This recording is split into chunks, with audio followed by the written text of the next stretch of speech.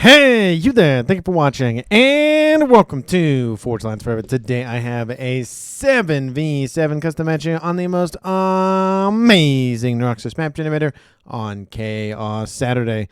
So without further ado, let's go ahead and introduce our teams and our players. We'll start with Team 1 on the western side of the map, then we'll end with Team 2 on the eastern side of the map. Taking a look at Team 1's semi-isolated play on the southern side of the map. It is Capy. He's playing as a Cybran for this match. In Snow White, he is an 1800.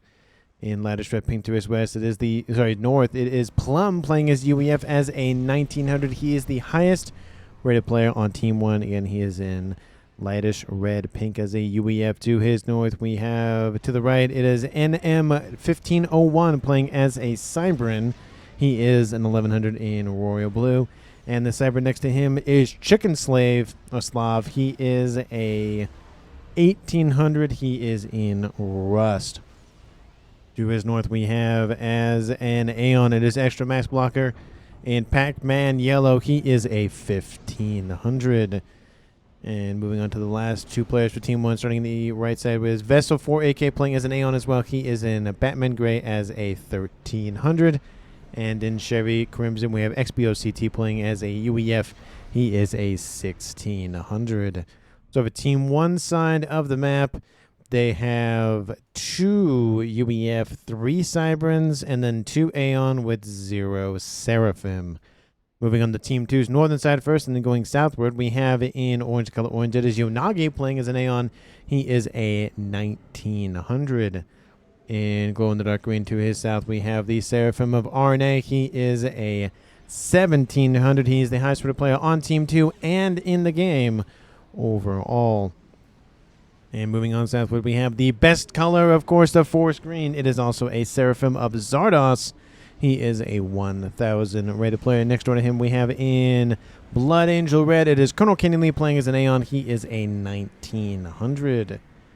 And in Amethyst Purple, we have the Cybran of Velaone. He is playing as a 1500.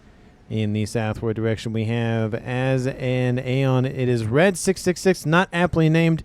Maybe the 2 red colors were taken when he joined the lobby. He is a 1000 rated again as an Aeon. And rounding off Team 2 and the game, we have in Emerald Green is Eco Player 7 playing as a UEF. He is a 1700.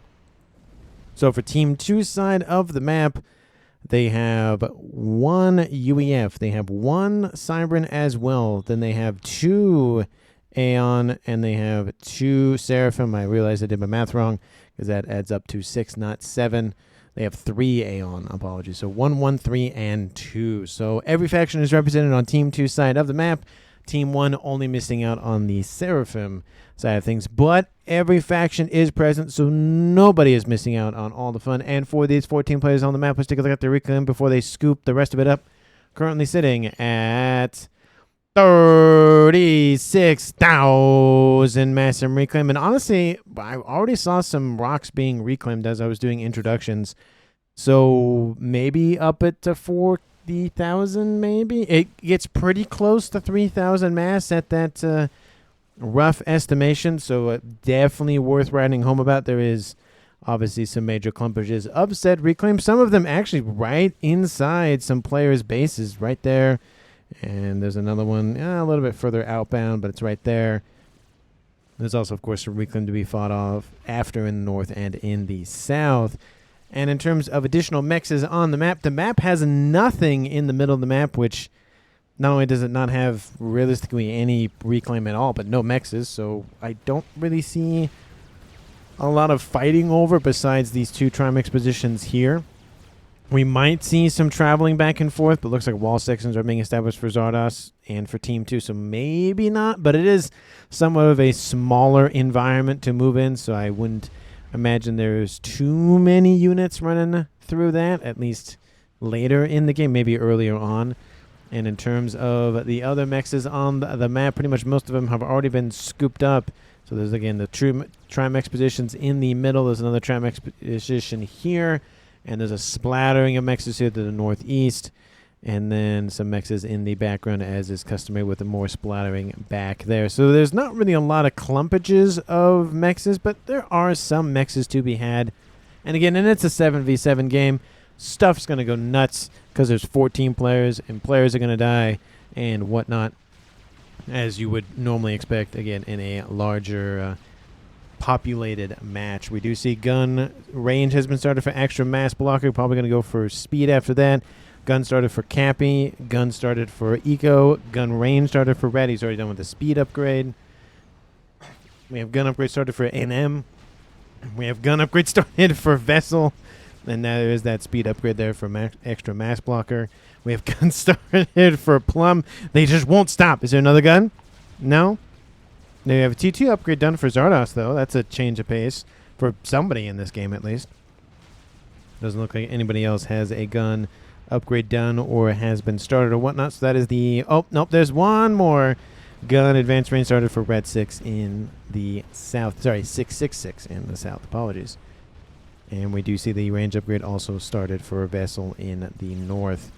We do see Stealth started for Team 1's Capy. Might go straight for Nano with that upgrade, but he might just stick with the Stealth upgrade initially.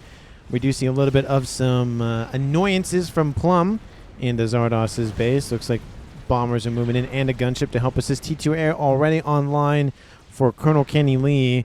And looks like he's probably going to be the only air player so far for Team 2. Team 1 looks like it's going to be Chicken for now. We might see somebody else, but at least one in the air game for each team. There's the range and now speed upgrade for Yonagi started. We have gun upgrade started for Aranei to the north. T2 upgrade started on the very edge of the map there to the north for XBOCT. Nano started for Plum. Decently far forward, I will admit. It's a little dangerous, but he does have a lot of units inbound, so they might be able to cover him. And then Nano started for Capy. He did go and sit there for that upgrade, which is not a bad idea to do. Get a little bit more regen and hit points for it. We do see Shield started for Red after his advanced range upgrade, so his Aeon Sniper soon to be mini tank. Featherrun going for a gun in the north, at least a little bit north of that position. So we have, what is this, 4 players, 5 players from Team 2 down here. There's 2 players for Team 1. And in the north, 5 players from Team 1, 2 players for Team 2. So a heavy focus on Team 1 to the north, heavy focus for Team 2 in the south. And with pretty much nothing happening down the middle, it is just going to be kind of this clockwise, most likely just turning of the map. We might even see maybe a base trading, kind of be a north v south kind of scenario if things progress that way. But when I call that stuff out, usually it happens the other way. So we'll see if Team 2 gets the more win side on the north and Team 1 gets more of the winning side on the southern side. Nice little Spectre gunship over top of Plum's position. We do see a couple of archers are nearby to try to shoot that down. And they're doing some work, but those archers are being targeted. Still started for Velaone's comm. We do see Team 1's Capy. He's going to get into it with Eco Air shortly. I haven't seen... Oh, nope. There's comm-to-comm action between Aranei of Team 2 and NM of Team 1. I don't know if that's the exact first comm-to-comm engagement, but it is the one that I noticed at least, so apologies if I missed the actual first one of the match. We do see Red getting into it with Plum, and looks like Capy and Eco haven't traded blows just yet. We do see Stealth still progressing here for Velaone. Might move and assist. We even see, of course, Colonel Kenny Lee and Zardos can move and assist. Zardos is somewhat securing any sort of annoying run-by possibilities from Team 1. And Team 2 is falling back again. Extra mass coming with the gun speed / range upgrade. Aranei only has, of course, gun because he doesn't have access to 2 different guns. At least the normal guns. He does have the splash upgrade. That is a different type of upgrade. Still a gun upgrade, but just not the speed or range upgrades like the Aeon and anybody else have in the game. And again, I know the UEF have a damage in range versus a speed in range, but I think everybody gets my point with that. We do see T2 Engineer targeted, preventing construction of additional PD. Looks like Yonagi needs to construct additional pylons. We do see XBOCT is falling back. Oh, he's dropping hit points decently quick. Another shot hits his comm, drops him now below 50%, but looks like he's going to be fine for now to the north there. Nano repair started here for Eco player. We do see something was shooting at down there. That Red 6 still getting into it with Plum and Capy. Not going to... Did he hit by the PD or the comm? Maybe he got hit by the comm, but just barely, I guess.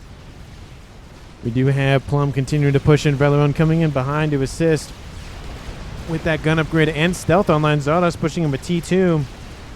And Red has now lost his first shield.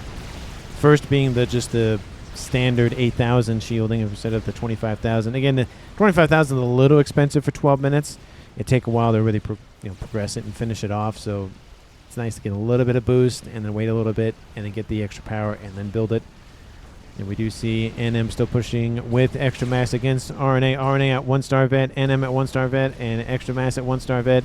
We do see Yonagi's kind of holding the fort down to the north. We do see a couple of T1 Lobos shooting at those T1 Eruptor, T1 PDs. So that northern protection is going to be kicked offline here shortly. And shield started for Eco in the south. He's going to have gun and nano and soon to be shield. Going to be a tanky UEF comm in the south. Brotherhood trading blows with Plum. There's a decent amount of combi-comm action in the south. A little bit less in the north, but we have seen at least a couple of shots traded, at least between one set of players. We do see NM starting to be a little bit outnumbered maybe by Team 2's Ilshis, but there are 2 comms to overcharge them, so not necessarily. Aranei probably really wants to go for nano, but he just doesn't have the time or the just alleviation of pressure to be able to go for that right now. He's also lost his Trimix position, which he's definitely going to be annoyed about that.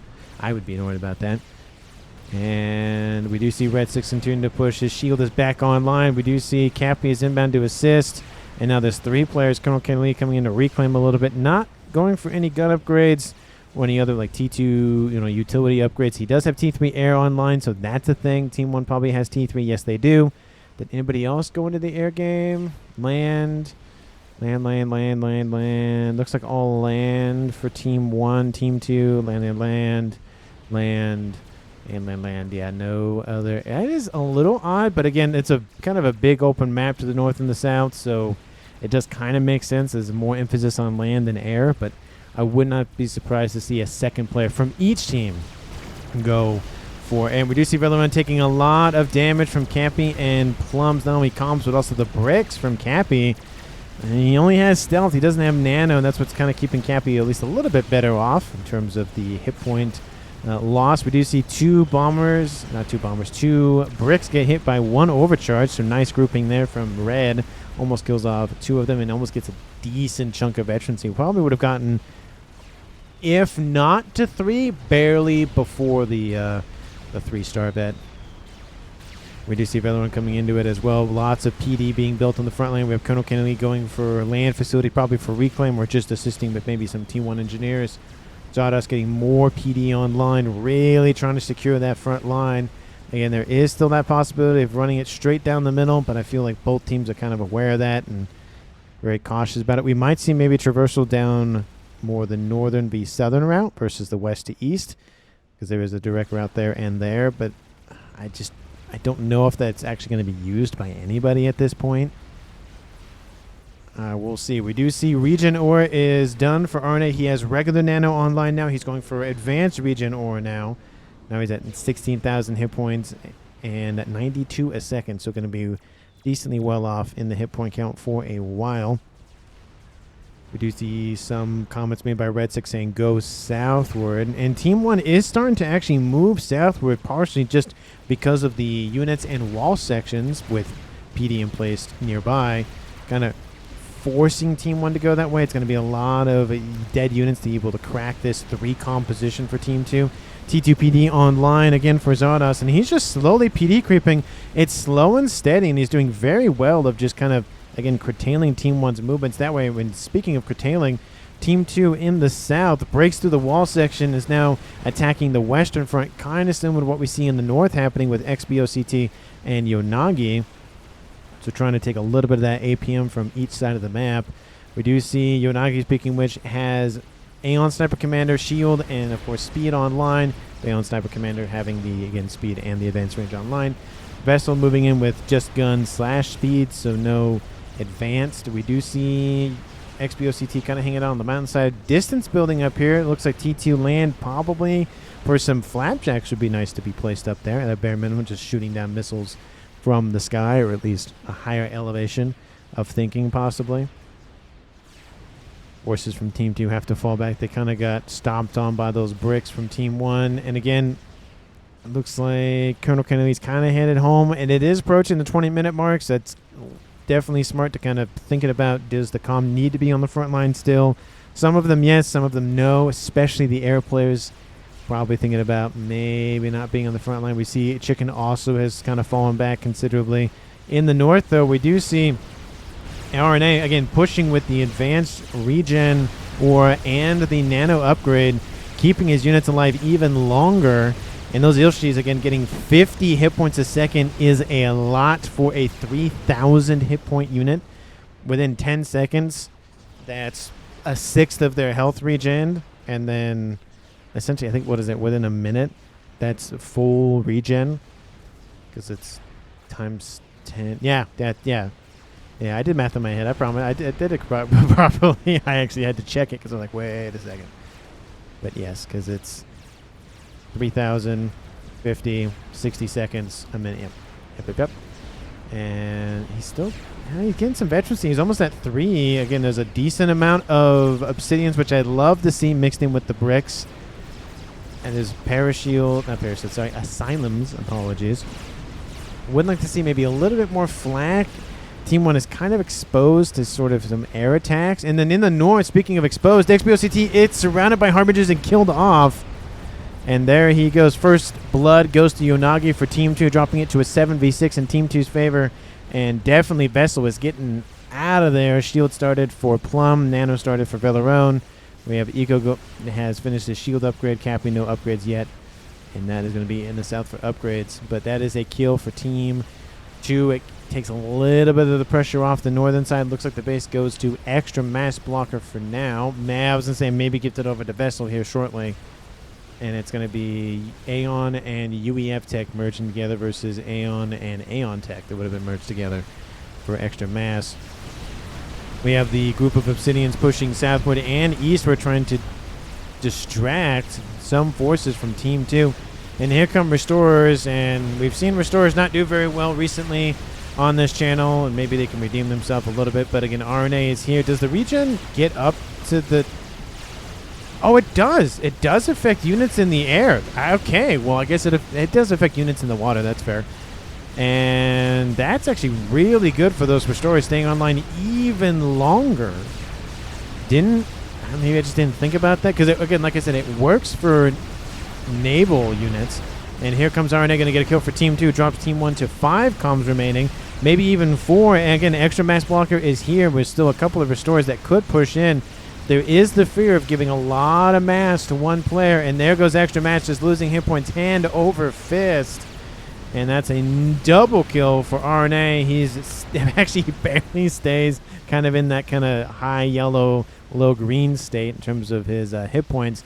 It is now a 7v4 for Team 2's favor, and essentially everybody on the northern side besides Vessel and Chickenslav have been eliminated. That's been all the kills for Team 2 is on this northern side.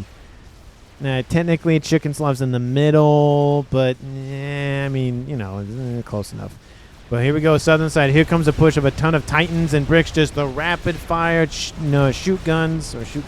Shoot first, ask questions never, because they're all dead. And Eco player, oh, that doesn't look good. Here comes a transport with one brick. One brick might distract for a couple of seconds. And overcharge helps get him to 3-star vet. That's a lot of firepower. Team 1 isn't pushed. They need to keep pushing if they want to kill or two. That APM further in the game is going to absolutely hurt Team 1 unless they can really turn it around with somebody having a lot of eco. So it's definitely going to be something that Team 1 is looking out for to try to get at least something going with a kill or two. Again, because almost a 2-to-1 advantage in players with a 7-player, starting total is a lot. But the wall section for Team 2 has been broken down by the wall section that is the bricks. Zardos gets caught in the line of fire, and he is going to be killed off here. There he goes. He walks a little bit too close to that incoming line of forces and gets ripped apart by those bricks. Team 1 does score their first kill, drops it to a 3-to-2 advantage with, it's Team 2 having 6 players left, Team 1 having 4. And Aranei getting hit by some whalers. Now, again, he does have regen, not advanced regen in terms of nano, but he does have 120 hit points a second, which is nothing to scoff at. ASF's nearby, able to clean up the gunships. There is a 1 or 2 more, looks like, inbound, but That's not going to be enough. And now those Titans now going into Aranei's now second base. And the base once belonging to Zardos is probably not going to last much longer. And it does look like Team 2 has now walled off any sort of incursions from Team 1. They just have to close ranks and deal with this, which it looks like Zardos' base is going to be destroyed. Now, this is a main starting location with 4 mexes? So it is going to be a loss for Team 2 nonetheless in terms of the eco, which kind of is reflected by the Team 1.1 to 1.2. T3 air quarters is being targeted for Colonel Kelly. He definitely doesn't want to lose that. I do like the fact that he goes for the Spectres, which do have a higher DPS than the Restorers. The Restorers are built for tanky and AA, not necessarily the air-to-ground weaponry. But honestly, with this amount of bricks here from Team 1, it's probably going to be not necessarily an air wipe, but it's going to hurt for that air grid. T3 air quarters probably won't live much longer. The T3 pigeons are being hit. Let's see if the reclaim order goes off. It does go off, so helping the AoE there. He's going to get another reclaim order off, most likely. Honestly, should have just targeted the T3 air quarters. Does get one pigeon dead. It's a little bit of loss for Team 2. Another reclaim goes off. There's another reclaim that goes off. And again, look at the firepower. They're dropping the headquarters almost 50% now. Had they been targeted initially, they 100% would have killed it off. Looks like they might even still get it. They do. They do still get the headquarters, so no loss there. That would have been unfortunate for Capy, but he's like, yes, I got it. Nice job there. Yeah, DPG Prime? Maybe he says DP. I don't know what DPS means. Sorry, I know what DPS means. DPG means. I know what DPS means. I know what fire rate is, but I don't know what DP... Is that a stat for a unit? Let's see. Is that a stat for a unit? DPG. I don't see DPG anywhere. No, I don't see it anywhere. Interesting. Anyway, oh, yeah, maybe he did mean DPS. That has to be what he meant. Because DPG makes no sense. Damage per gun? I mean, if that's the case, then the Percy would win that fight.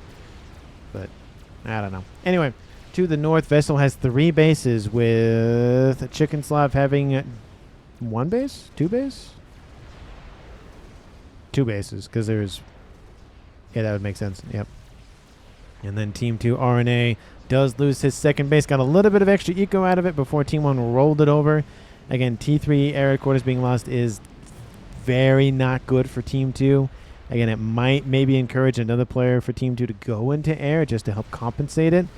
I mean, easy would be back here. There's already a T2 air online for eco. He could easily go for T3. He's actually being, kind of behind, at least in terms of, lining up the bases for air bases, because, again, red's right in front of him. But he's focused on the front line now, so he's probably not going to pull back, at least in the moment. This is gimme mass, all team hold mass. What? I don't know what he's talking about. Is he building an experimental somewhere? Is that what he's talking about? No, he's building PD and other stuff, normal stuff. There's whalers running around. Aranei is again here. He's back up to full HP. He might go for advanced nano. T3 air record is built on the northern side instead of the southern side of that little air grid there. I would like to see some shielding. He probably will build some. That maybe would have helped initially, but here comes Plum getting hit by all those Spectres, but Team 1's air says, no thank you, going home, didn't ask. And here comes a Mikey Wood being like, nah, it's fine. I was here. I made an appearance. He's going to go back down south. Crab has been started. We do see maybe a target for those Monkey Woods is right here. Maybe. I mean, there are 2 players there. 25,000 hit points on that shield, though, are a lot to chew through, and then a 19,000. So 37, almost 38,000 for Eco Player, and then almost 40,000 for Reds in terms of combination of shield and the hull plating hit points. Raz started for Yonagi to just inject more Eco into his veins. I don't see any other upgrades for Team 1. We do see a GC's online. So 1v1 fight, GC's going to win that fight. Versus the Monkey Ward. I don't see many experimentals for Team 2. We do see 1 online for Vessel. I would expect to see maybe at least 1 more for him, because he is on triple base. He is going to build a Fat Boy, so look at that. Does he have another one coming online? No, it looks like it was just the one GC to the south. We do see Bug is almost done for Chickenslav. That's a pretty early air experimental. I mean, he does have double base versus Colonel Kenny Lee, and that eco is insane. 557, so that's almost double. It's pretty darn close to doubling for Team 1 to Team 2's air players. That is a lot more firepower.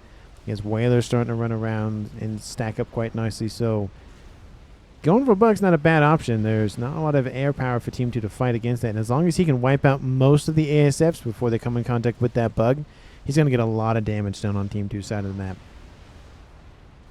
And in the south, nothing really shaping up. Looks like it's going to be a little bit maybe more fire-based wars to the south. North side, lines of PD to the north. We have Team 1 bombers inbound. That's going to help out a little bit. Not a lot of damage, but hey, it's better than nothing. Lots of Harbingers, though, for Team 2. That is an incredible amount, and they just need to get the GC within range of the PD, which looks like some of them are opening up now, and more of them are opening up as we speak, as they're being constantly built, and more of them there as well. I mean, that GC is going to lose hit points hand over fist. There are some Percys shadowing it, though, so that's going to be another wave that Team 2 has to deal with. But look at those hit points just shred off of that GC. Going to crash land onto some, looks like TMD, and now they're opening up on the Percys. And again, there's the DPS versus the damage per shot. Different sort of DPS. I think there is a different acronym for the damage per, like, the individual shot versus just how much damage you're outputting per second. I bet there is. There should be, at least. Monkey Wood and Crab versus GC. Well, we know who's going to win that fight. It's kind of easy, especially with the Percys and the bricks and everything else. Eco player is like, nope, not getting anywhere near that mess. Falls back. Definitely the smart player there. And for the most part, Team 1 wins the fight, at least on paper. But Team 2 has a lot of PD here. Harbingers can reclaim. They could easily just, here's an idea, reclaim this to build this. And then you get a GC out of it. That's an idea. That is a not necessarily unique function necessarily of the Harbinger in terms of having some sort of engineering suite on board.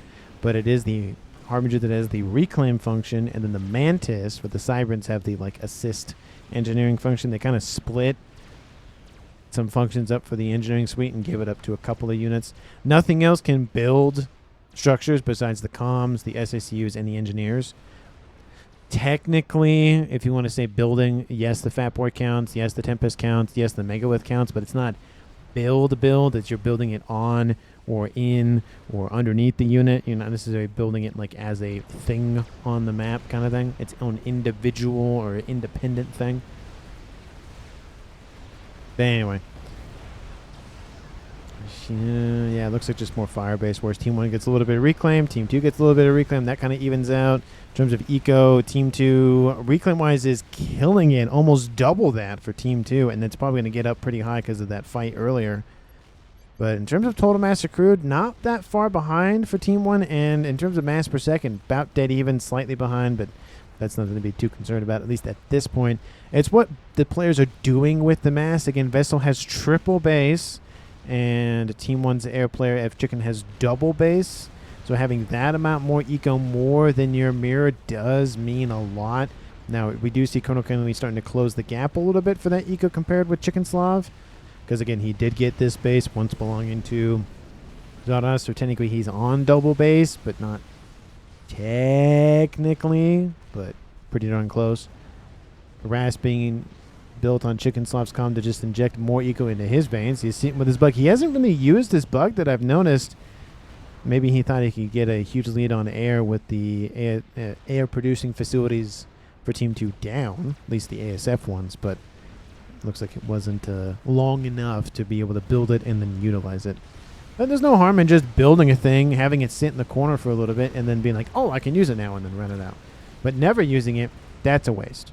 Always got to use the stuff you build, because what's the point of building it? We're just going to sit there look like a big giant paperweight. Ras being built on Aranei's come to inject eco into his veins. He's going to get ARAS with that. I would assume, yep, ARAS was built on Yonagi's come going for T3. Most of the comms for Team 2 starting to transition into the longer phase of upgrades in terms of game. So RAS, T3, shields that they don't have it, that sort of thing. We maybe will see somebody do a telemazer. I would imagine Team 1 has 2 Cyberns left. Team 2 has 1 Cybern in the form of velaone. So both teams have access to telemazer tech. I don't know for how long, because again, this game does go on for a little bit over 50 minutes, so we'll see who ends up dying between now and then. But Bug is inbound and not escorted by ASFs or gunships at all that have AA on board. And Team 2 maybe spots that. ASFs have not been... Oh, there they go. Team 1 probably sees this. They do see them moving. Here come the ASFs. They're going to move into intercept. The question is, are they too late to catch up with the ASFs from Team 2? And the question with that is, nope, they are quick enough. Another Megalith online for Team 1. Looks like Monkeywood transferred over to Plum for whatever reason. Maybe that was an accident, but it's just kind of sitting there. We have 3 Fat Boys online for Team 1 in the north. That's where that triple base eco is going to. He could just freezer wall Team 2's northern side. What I mean by freezer wall is a group of Fat Boys are now called freezers, and having a bunch of freezers of Fat Boys means you can just build a wall and move. There's one particular game that kind of coined the phrase, but the fat wall or the freezer wall, is nothing's getting near that thing. Even if a couple of them get killed off, it's a lot of firepower. They can kill off experimentals very quickly. So that might be his goal, just get a lot of, artillery constantly firing. And then look at this, as they're falling back, sniper bots, that's a lot of sniper bots, and Percys are waiting. So they're just taking constant damage, just the war of attrition. Look at that. Look at all those shots firing just all the time, wiping out units very quickly, overkilling them very much. Here comes some missiles for Team 2, and maybe they had it judged. They do almost take out the shield, it looks like. That was pretty darn close, but close on the counts in horseshoes and hand grenades. And maybe nukes, but hand grenades get the point across. And gunships over the top of the GCs from Team 2. We have ASFs also here to protect them. We have a couple of more units inbound from the north. Fat Boy's turning around to open up. Please fix the bug. It's very annoying. Don't know why it's still like that, but it is. Again, it's cosmetic, but it's just odd. Anyway. But the GCs are going to fall back. Looks like the gunships aren't going to push it. Airfight does happen between Team 1 and Team 2 nearby. And it looks like Colonel Kennedy has either the better turns or more ASFs or both, and wins the air fight. So Team 1's gunships, both T3 and T4, are falling back. Definitely a smart play there. And again, the Whalers do have some AA on board. They're not entirely defenseless. They're not like the Broadsword that has essentially just like a little pea shooter, and that's about it. Looks like those gunships are going to get out of danger, but Team 2 did win the air fight, so we should see maybe a donut appear, maybe just a lot more ASFs. We do see a small squadron, almost squad, maybe about a squadron of gunships there in the south. We have 1 GC dead. There's 2 megas and a monkey. There's a mega. There's 2 GCs. The second one is dead, and 1 Fat Boy. And that monkey's about to die. Lots of bricks here for Team 2. That's going to help maybe slow things down a little bit for Team 1's invasion. But that monkey was still alive. There he goes. Bricks focusing on the now first of 2 crabs. That one's about to die. Really, a lot of the effort has been heaved up by the bricks. Really either tanking a lot of the shots or doing a lot of the damage to the actual mega. But now it's pretty much Team 1's forces and the Fat Boy for Team 2. There's another mega with inbound, though, that is going to help things out, but there's a decent chunk of Percys left. Not able to one-tap the mega, not even enough to two-tap the mega, but there's also bricks here to help kind of assist with the DPS there. Mega's losing hit points pretty quickly here. We do see the mega for Team 2's at 2-star vet. This one's going to get some veterancy here sooner rather than later if it survives. And crash damage might actually help a little bit in Team 2's favor. Yeah, might kill off, actually, maybe a not too bad chunk. About 4 or 5 units. Restore is inbound. No AA in the area. There goes the mega. And now it's just going to be the Mega for Team 2, which will most definitely survive. And the Restorers to help chew everything else up as quickly as possible. The front line is destroyed, but at least Team 2 keeps the Reclaim, which it looks like that's going to be their main focus. Again, Reclaim-wise, the lead isn't as strong for Team 2 as it was, because it was almost about 100. Now it's about 90. But it is staying roughly this equidistant kind of sort of situation, so it is still a lot of Reclaim for Team 2 and for Team 1. I mean, 170,000 mass is nothing to scoff at, but there's probably maybe 100,000 right here at a bare minimum. Oh no, there's more than that. 150,000 at a bare minimum. In terms of the totals on the map, it's over 200,000.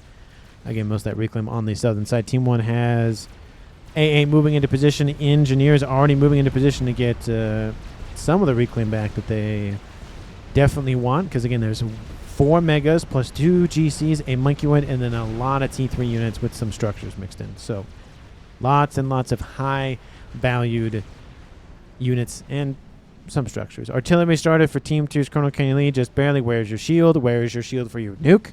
You could easily build one probably right about here and cover both, because you need room for the PGen. So we put one right about there. And that would cover both of you there. The nuke is loading decently quick, though. He is assisting it with his comm and a chunk of engineers. Team 1 does have some SMDs already in place. Are they aware of it? They are not. Are they aware of anything else going on for Team 2 at this point? No. I don't know why I had to go to Team 2's view, but I will check Team 2, what they know about Team 1 here shortly. Team 1, there is a nuke. We'll take a look at that in a second. It's starting to be loaded as we speak. Looks like Rasboy production, Fat Boy production, and Megalith production. Does Team 2 know about the nuke? Team 2, I think it was right here, right? Yep, not aware of it. It looks like Megalith almost got hit by missiles, but again, it's very, very, very difficult to hit a Mega with missiles. Now, Billy Nuke, a lot easier. It was a little bit more AoE than a just standard missile.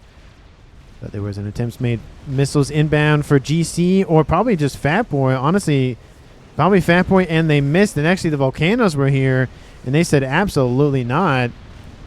And Team 2 is going to get soon to be outgunned. They need to get T2 artillery online, but I don't know. They have a lot of Serpentines, which it looks like they're betting on, but there's also some encroaching T2 TMD, which is going to make striking those Fat Boys a lot more difficult. Fat Boy for Team 1 shooting into the mix. Fat Boy from Team 2 shooting into the mix.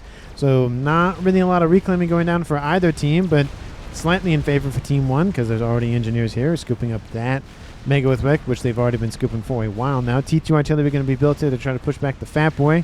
GC coming in and saying, no, you cannot have nice things. No reclaim for you. Go away. But the GC's getting hit by Fat Boy fire, so that's never fun. And I will note that all of these shots raining in near the wrecks are damaging them. You can see that one took a little bit of a loss in mass total, so having constant just explosions in the area does lessen the reclaim, but it does go to the whole if you can't have it, nobody can have it kind of thing. So, I think Team 1 and Team 2 will be satisfied with, well, if I can't have it, the other team can't have it, so we'll just blow it up. And if both teams are satisfied with that, then that's probably what's going to happen, and no one gets it, then that's kind of the end of it, huh? Team 2 starting to pull a little bit away in the generated eco, 2.8 to 2.5. We haven't had deaths in a while. And I know I say that, and I'm going to miss one within the next, like, 5 minutes. Next one in 5 minutes. I know it. So I apologize ahead of time. And, again, it is a 6v4 in favor for Team 2. Let me know down in the comments who you think is going to currently win this game. Of course, if you haven't, because why not at this point hit that like button and subscribe to the channel. Thank you so very much for watching. I really do appreciate it. Which nuke launched first? That was Team 1's. Take that into your calculations of who you think is going to win this game, or even you think it's going to land. There are the Fat Boys down. Looks like shields not looking too great on any of them. Looks like there's some power issues for Team 1. Definitely got to fix that here soon. And Nuke is inbound. No SMD. Why? Why no SMD at 35 minutes? Oh, no, there's one. Never mind. I was crashing out for no reason. Apologies for that. There's the SMD. It fires and shoots down the nuke from Team 1. And lots of engineers. Looks like building a bunch of eco stuff. And how's the nuke for Team 2? Almost loaded. Artillery is almost done, so he's going to have one in the same. Hey, built some shielding. Look at that. T2 PD to protect against any sort of telemasers from Team 1. Still only that one bug from Team 1. Is that a Billy Nuke inbound? No. But GC doesn't get hit with missiles. I don't... Maybe they were trying to go after a Fat Boy, but they killed off a couple sniper bots. I guess that's something. It's a lot of missiles with a couple of sniper bots. And where are the ASFs? ASFs found the Strat Bombers that were inbound and says, no thank you. Nice grab there. Nuke is inbound from Colonel Kennedy. ASFs collide on top of one another. Once again, there is some AA in the area. We have some chickens here for Aranei. That's going to help things out with the 3 Fat Boys. But there are a lot of firepower on the ground, not just Fat Boys. There's a GC plus a lot of T3 units, both sniper bots and otherwise. The sniper bots did walk forward, which don't want to walk forward with a sniper bot because they will get destroyed. There's one fatty dead out of the 3, and it looks like they didn't distribute orders, which means they maybe could have killed off the second one, guaranteed. Looks like some of them are going to get a second pass in. First ones are actually going to get some passes in. There goes the second fatty. The shield comes back online, never mind, and saves the life of that Fat Boy. That was unfortunate for Team 2, fortunate for Team 1. That GC is down. Here comes the death of the bug. And whalers are in there as well. And there it goes. Bug is down. Going to land on a decent chunk of bouncers. That's never fun. That's some AA from Team 1 that they're not going to get back. And that Fat Boy not dying is definitely hurting Team 2's chicken or 2. They're kind of overcooking them. 9 bajillion IQ play from Team 2's Colonel Kennedy. Oh, sorry, I missed the nuke. Kaboom! Wipes out 6 mexes from Team 1. Nice grab there. It does weaken that southern front. Why is there no SMD there? That's a little odd. Well, he'll probably build an SMD there now. And in terms of reclaim, oh yeah, Team 2 is now starting to pull away 130 and climbing. Strats are still here. Don't know what they're shooting at. Why are you shooting at bricks? Please target Fat Boys or target the megas. Those probably should be the things that are shot at first, at least in my opinion. There is also another nuke to the north for Team 2. It looks like Capy sees it. Somebody saw it and says, hey, go up for that thing. And how far along is that? Not that far along. Okay, so not a great use. Not great use, but a great big issue yet for Team 1. We do see artillery is online. And, oh, maybe there was an SMD here, and it got destroyed by the artillery, maybe. I don't see... Oh, there's no wreck nearby to tell me. It looks like artillery's starting to land on the air grid. A little bit of revenge for Team 2. Technically, that was caused by the 7 players on Team 1, but Team 3 air headquarters is being targeted, and he's not going to let up on that. Nuke is halfway loaded. Being fired again. Multiple GCs being built simultaneously. Team 1 really pushing the land front. And now we have constant missiles from Aranei. I did hear that nuke. I don't know if they killed off that mega with the missiles, but looks like they tried to kill the second one off with the missiles at least. Maybe they did get the first one. Who knows? Nuke is inbound, I would assume, from Team 1. Oh, yeah, in the south there's another nuke launcher. Wow, 3 nukes for Team 1. Jeez. Or 2 nukes. Sorry, 2 nukes for Team 1, 2 nukes for Team 2. I don't know why I thought 3, but here comes the nukes. Is it going to go for the front line or is it going to go deeper in? There is an SMD, and it is loaded twice. It is going to stop. There is a Fat Boy within range. That thing is not going anywhere. That GC actually might get... No! Barely outside of range. It does get EMP'd for a second, so that maybe might help the Megawatts catch up to it, but no, they pull westward and northward to get out of range of those Fat Boys. That is a little unfortunate. Oh, nope. That one Fat Boy is going to maybe get that kill on that Mega. Not even 1,000 hit points. Oh, it's close. Oh, it gets some veterancy, so it stays alive even longer. And to the north, we have an Awasa Bomber online for Aranei. He went to the at least pseudo air game. Looks like he does have some ASFs. Looks like maybe handed off to by Colonel Kennedy. Looks like he's microing his longer range stuff a little bit more. Fat Boy is dead. Don't know if that's a new Fat Boy or not. Not enough to save that one, though. It will be enough maybe to save the other 2, though. And there goes that one. Looks maybe a little bit of crash damage happens. That's not good because actually that might actually help the Megawatt kill off the other 2. They just can't move. They're stuck. That's another one dead. That being all 3 dead by that one Mega. There it goes. Kills all 3 of them. That is very, very unfortunate for Team 2. Again, there are dead Megas as well for Team 1, but 4 Fat Boys dead, very close to one another. Not good things for Team 2 on that southern front at all.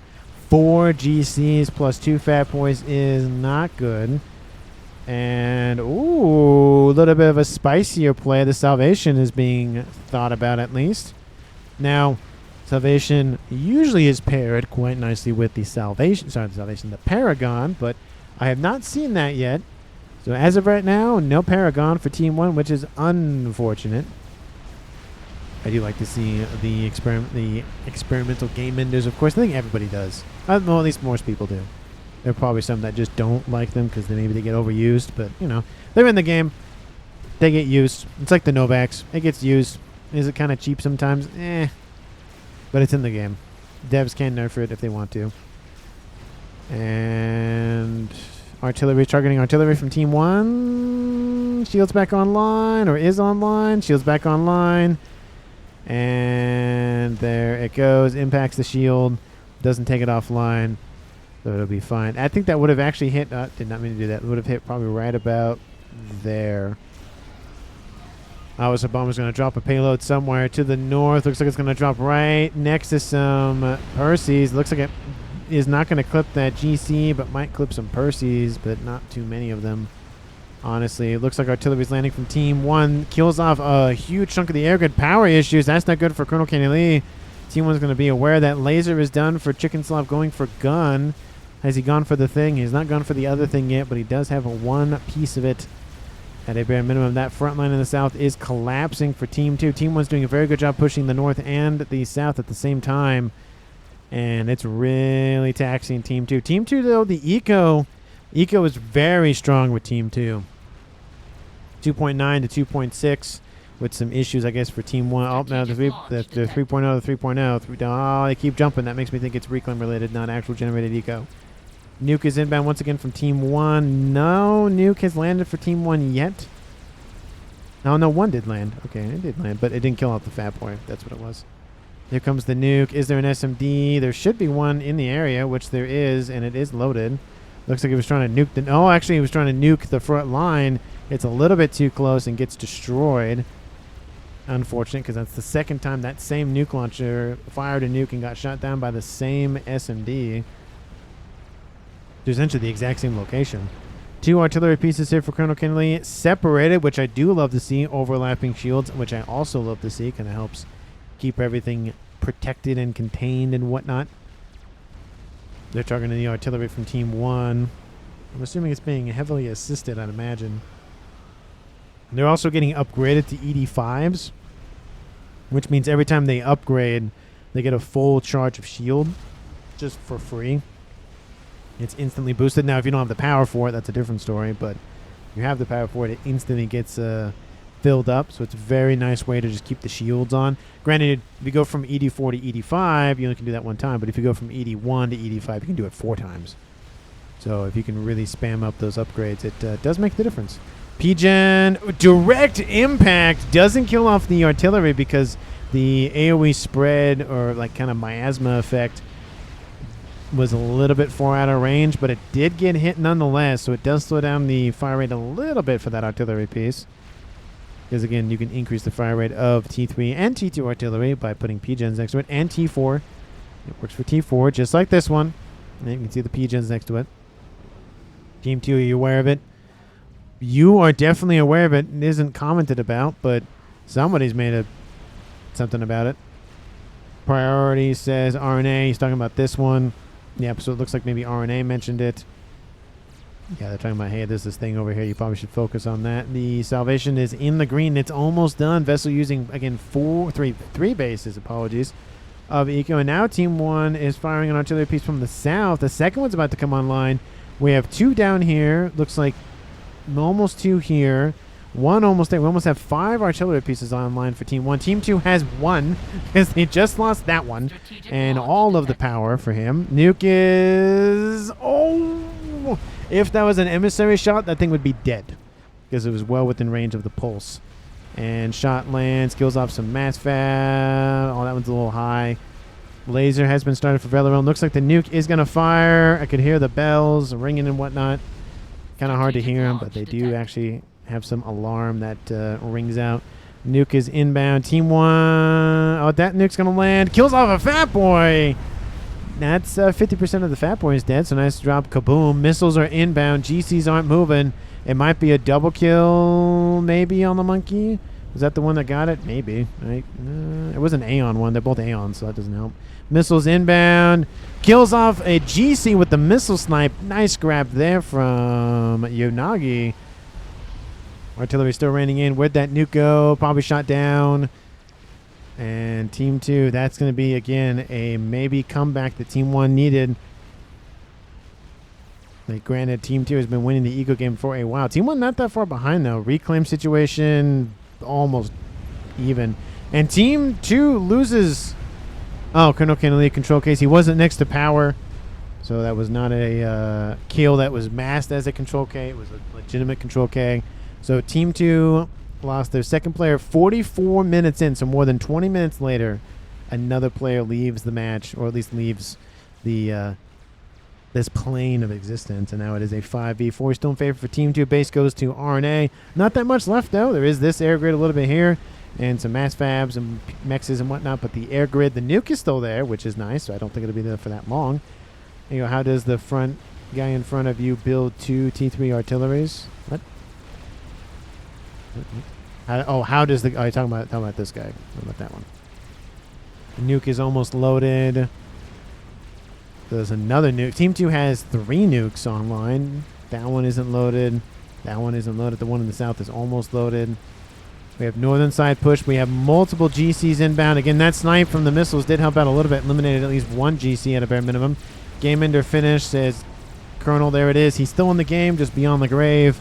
And artillery is focusing on the nuke in the south. The nuke that's almost loaded. Reclaiming going down to keep the nuke from cascading. But there's mass fabs here. One of them just needs to... And it's all gone. I was going to say one of them needs to blow up and everything else will blow up, and it all blew up. And everything is dead down there for Eco Player. And Salvation's now at 339,000. We do see some Nothis to the north for Aranei. Those have to have been spotted by Team 1. They have the pings. There's the Interceptors and ASFs moving into Intercept, which, I mean, it's going to be caught, but it was a nice, lovely attempt, though. Don't know if it would have been enough to pierce the shielding, but it would have been a decent chunk. Nuke is inbound from Team 1 somewhere. It's on the southern side, moving into those GCs. And the GCs have been kind of, dilly-dallying a little bit, so that nuke probably will clip at least 1 or 2 of them. The chicken will be out of range. And the nuke should be... Yep, there it is. Oh, it might have not been fast enough, unfortunately, for Team 1. Oh, that's unfortunate. Does it kill anything? A couple of Team 1s, but nothing too important. Or important at all, to be honest. GC is going to collide with the Fat Warrior. GC is going to collide with the GCs. They're on a collision course with that Salvation. There is a force from Team Choose Aranei down the middle of the map. It looks like at least some section of the middle of the map. And SMD is about to go down. That's not good, because that SMD is going to protect this. There's another SMD. Artillery is down. The chickens are inbound. I think Team 2's Aranei just made play of the game, just sending all of his forces westward through the middle of the map. There's a chicken here. That's going to kill off that Salvation. That chicken there is going to kill off all that stuff there. There was shielding being built. Chickenslav is underneath the little pond there. He has to move. And maybe he was building teleporter. Yes, he was. He probably sees that the game is over. Laser activates, trying to help out a little bit. But all that chicken has to do is, lock on. And this chicken is going to kill off the Salvation. It is its goal. Gets its goal done. Goes, oh, okay, I can help this other chicken out. Kill off the chicken from Chickenslav. We have a couple of Corsairs moving in to kill off that chicken. Not soon enough. We also have Vessel is nearby. There's also a chicken here about to get killed off by those GCs from Team 1's Vessel. But I don't think Vessel's going to get out of there. Max OC it, says Colonel. Don't know what he's talking about. I'll take a look at the second. But there he goes. Killed off by the chicken. So double kill for Aranei. And it looks like Eco's being told to try to, again, overcharge it. Not enough to kill it off, if I remember correctly. But double kill for Aranei with the Salvation kill for Team 2. That is incredible value out of that attack. And it's still progressing. I mean, there's some mexes and T3 landing quarters stuff that's going to die, but the main core of the Salvations, 2 comms, and the other artilleries from, who was that? That was Chickenslav are dead. That's a lot of firepower gone. We do see this Monkey Wood's going to get a lot of value out of it, though. 22 kills and climbing. We do see Ravagers being built. It's going to take a little bit of time to chew through the hit points. Fat Boy is almost done. That's going to help out a decent amount. Delayed, but it is going to help out in terms of, actually blowing stuff up. Scout, America, SOS 8. I don't know what that means. And Monkey Wood's now on 3-star vet and climbing. Again, it's going to be very good Monkey Lord for Capy. And we have the teleporter here starting for velaone. I want to take a look up the north. That chicken's still alive for Team 2's Aranei. 98,000 and climbing. 107,000 dead. I don't know where the GCs are going, but I don't know why they didn't kill the chickens off. That seems a little odd.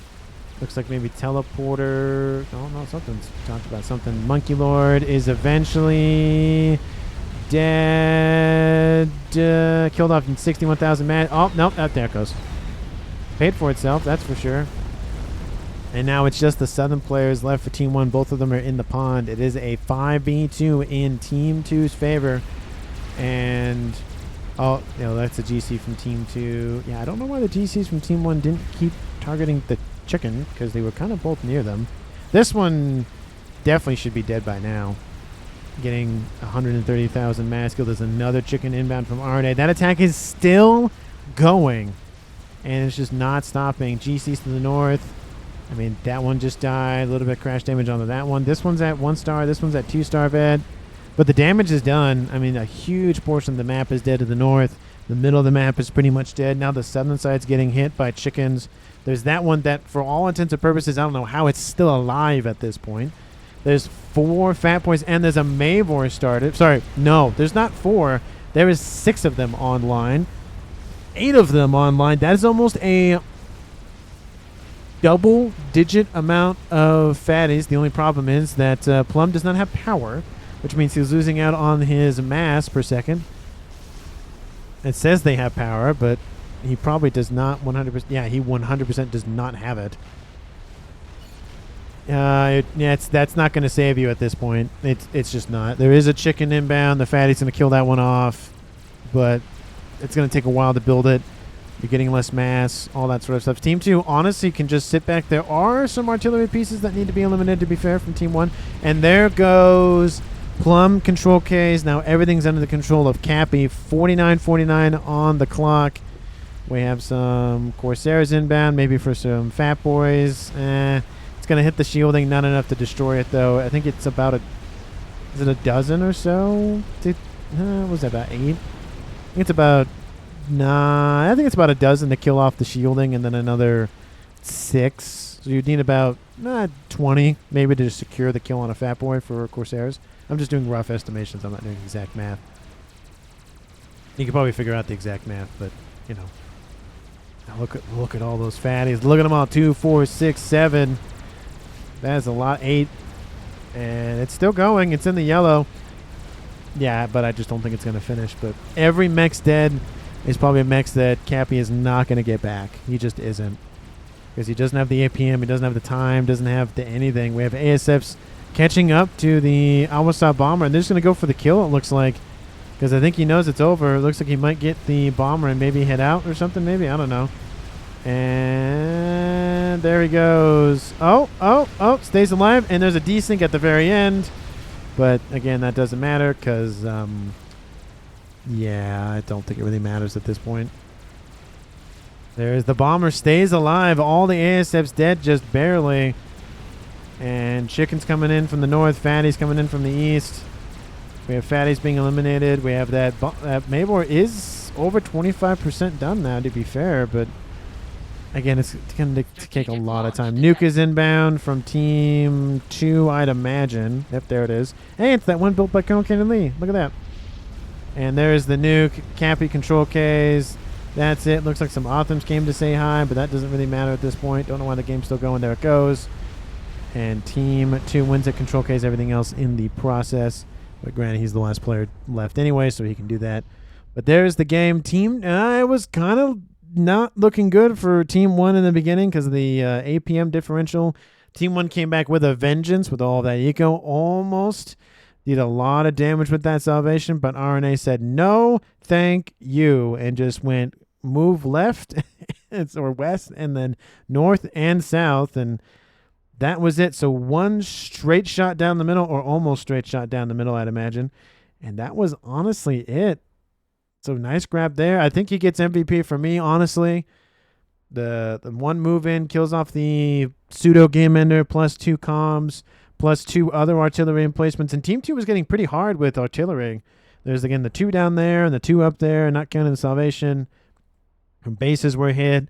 Artillery was knocked offline for Team 2. So they were not looking super great, especially with all of the stuff up here to the north from Vessel. But it just, that one decisive move went nope, and that was it. Team 2 wins the game. Like I said, 51 minutes, 26 seconds on the clock. Thank you so much for watching to the very end of the video, and I will see all of you in the next one.